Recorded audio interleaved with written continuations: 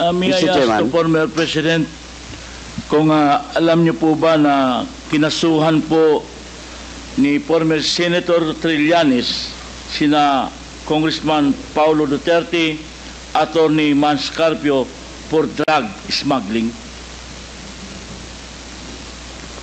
Hindi ho.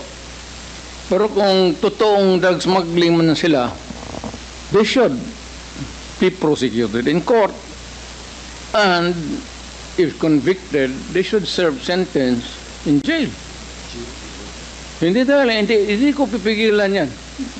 Kung kung totoo.